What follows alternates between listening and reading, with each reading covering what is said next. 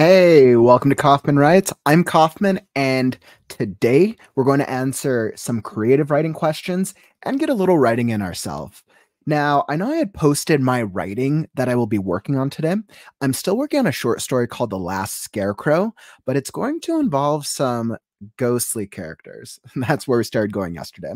But first, before I hop into your questions, one of the reasons I started this live stream, two reasons. One, I challenged myself to start writing consistently 30 minutes a day, every day for 1 year. So I started that I made that commitment at the end of December. I'm now 24 days in out of 366. I've come up with about 5 or 6 short stories. So I've had some success before. I really wanted to improve my consistency. And then the second reason that I started this, I wanted to help you improve your consistency. I've worked with so many creative writers and all different styles of writers in the past 10 years, just from working with clients as a ghostwriter or working side by side with writers in different writers groups. And that's not even including all of my time throughout my previous college years. And one of the biggest problems I've seen from creative writers and generally writers in general is the problem to A, be consistent, and B, keep yourself accountable. So I figured if I'm doing it every day, I have to be held accountable just by you. Since I'll be here, you're more than welcome to join me if that helps. All right, so let's hop right into my first segment, your creative writing questions answered. And if you're hopping in the stream, feel free to drop a comment. Feel free to drop a question in the comments, and I'll be more than happy to answer that writing question for you. All of the questions that I've pulled today, I actually just picked from popular social media feeds. So I've seen these are questions that real people have asked, real writers today. All right, so let's hop right into the first question. Question number 1.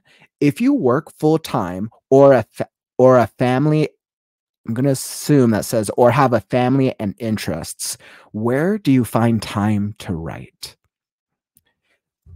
You know, that's a great question because I'm sure if you're watching this, you probably have varying commitments, whether that's different responsibilities, family, work, family, projects, you name it. And I'm sure you have different things going on in your life. So the question is, how do you create a writing schedule? How do you create a writing pattern when you're really busy? Now, I can relate with this because I was doing probably easily like 70, 80-hour work weeks back when I was in Los Angeles because I was trying to balance doing different jobs. I was doing my day job with Starbucks, and then I was doing my secondary job as a freelancer, and then I had to make additional money with some other freelance gigs and ride sharing. Now, after 70 hours a week, how did I find time to write for myself? Let me tell you, it was difficult. There were some months where I was wildly unsuccessful. And then there were other months where I would just get really into it and I'd be writing all the time and I'd be coming out with great stuff. But the problem was I was inconsistent. So when you're really busy, part of the challenge, and this is going to be similar to any other area in your life, right? Health, fitness, social life, all those things. It just comes down to creating a consistent habit, something that you can do just frequently enough so that way you're still writing and still creating what you want to do. If right now you're not writing anything at all, but you want to get to a point where you're like, okay, I want to be able to write a little bit sometimes, I'd suggest make it easy and do like write maybe a couple times a week. Now, don't set lofty goals for yourself. If you set a really big goal of you're like, all right, I need to write this story. The story needs to be done in 6 months or else it's the end of the world. Start easy for yourself. Be like, all right, I'm going to write 3 times this week and I'll start with like 20 minutes a piece. Like that's really easy. The goal with any type of habit is make it as easy as possible. And then if you start doing more, that's great. Like that's the strategy. That's the solution right there. And I can even speak to that with this writing challenge that I made for myself this year. I started with this short story. It was actually a free write, The Last Scarecrow, which I'll be getting to shortly. I started with it. It was like a 2 to 3 page short story. And then after more of these consistent, like 30 minutes a day, I've started getting more and more into it. And now it's at a point where I know it's going to become a feature length novel with how much I've fleshed out for it. And sometimes there's times where I like only write for 30 minutes a day. Other times I start pushing an hour and a half, and even 2 hours because I'm just getting so into the story. And I can tell that the further I get in, the more compelled I'm going to be to get all the way to the end of it because I want to tell the whole story. The characters have more to tell. All right. So let's say I hope that answered that question. Right along to question number 2. How do you make an outline for a short story? I would say I'd use a similar outlining approach, whether you're doing a short story or a novel or even a script.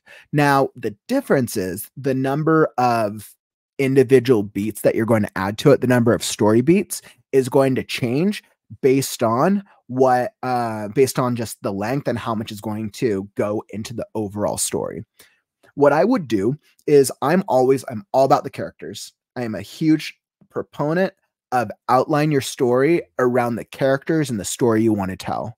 Now, if you're the type of writer who you're like, I have an idea, I just want to go into it, like, great. That works out for a lot of writers out there. But if you are like, I need to outline this is what I suggest.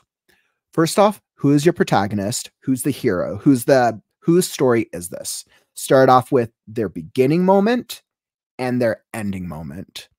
And then once you have the beginning and the ending, you can start to fill in the plot points throughout. So once you have their beginning and their ending, then what's the middle moment, right? So what part of their journey is going to be halfway between the beginning and the end? Once you do that, now you have 3 solid points that you can hit: beginning, middle, and end. Now you can continue to flesh that out, but I generally suggest doing those 3 bullet points as you're starting. Now, for the beginning moment and the ending moment, you can even give a little more description, being like, all right, in the beginning, this character started out with like Joe Schmo and nothing in the world is working out right for him. In the end, Joe Schmo has saved the day. He's grown as a hero and his community loves him. Halfway between that, Joe Schmo thought that he was saving the day, but he actually made everything worse and he's screwed up everything. So you see the middle, the beginning, and the end are all in the overall story you want to tell. Then what you can do in addition to that, if you want to keep outlining, you can always add a few more points in between, right? You can always, I always suggest relying on the 3-act structure. If then you can start filling out more the points of like, okay, how do they get from the A act to the B act? Because that would be about a third of the way through and about halfway between the starting point and the middle point. And then if you're using the 3-act structure, then you could add a 4th point to show, oh, how do I get from that middle point to the last point? Then suddenly you have 5 points. Now, usually if you're a new writer, I would suggest just stick to those 5 points for now and start writing the story. Start at the beginning if you're able to, and just see what comes. Or even sometimes like you might get really passionate and you might get an idea about something and you're like, you know what, this, like, I have the scene in my mind and like this is the scene I want to write, but the scene's actually probably like closer to the end. Write that scene, write what you're passionate about, and then you can go back to the beginning because you can always tie it in, but you're not always going to have that moment of inspiration that strikes organically. Trust your gut, trust that inspiration, and you'll definitely find some success that way. All right, so question number 2, and then let's hop right into question number 3. Help! I'm a new writer, and want to write great stories, but I never have good ideas. ... What should I do? If oh, I'm of the mindset that all people have great ideas. I know a lot of times, like I've heard from individuals, from new writers before, they're like, "Oh, I never really have good ideas to tell a story, or like I never know like what to write about." Think about what you're passionate about. Think about what your hobbies are. Better yet, actually, think about when after you've had a long day, You're super tired, super exhausted. You go sit on the couch, go into your room, wherever you sit down and relax. What is the first thing you do? Do you go onto social media? Do you watch television? Do you scroll the web? Do you go onto Reddit? Do you read?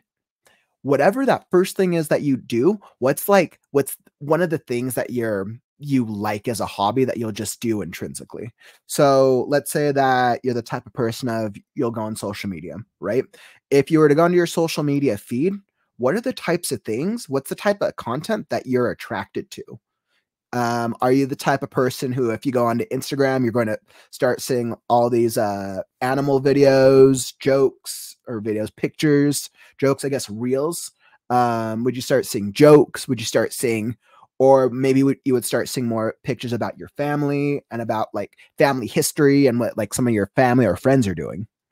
Those are some things that you know for a fact interest you because you've been doing that for a long period of time. So if you're a new writer and you don't know what to write, you're like, oh, okay, maybe you could, maybe you actually really like animals and you could write a story about an animal.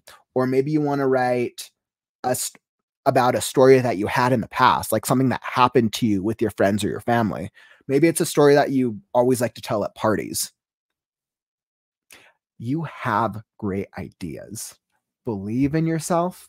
Now, it might not come out amazing. It might not come out incredible when you start writing it on the page, but that's all right. Don't worry.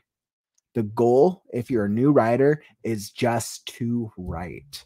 Because once you start writing, you're so much further ahead than so many other people out there who sincerely struggle with writing.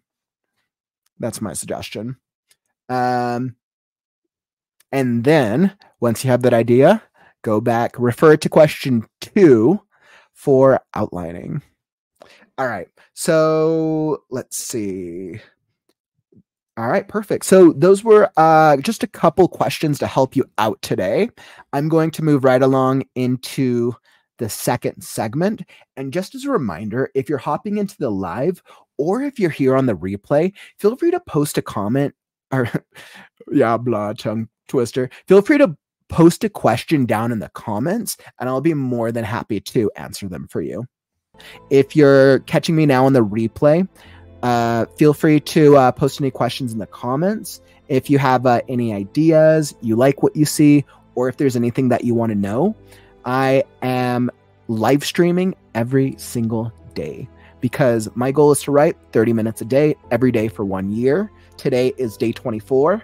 Success. I'm like 24, 366.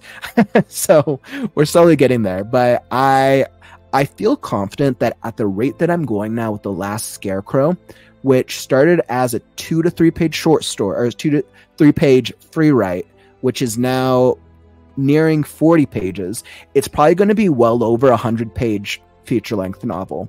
I can just tell from the plotting and the outlining that's the direction it's taking.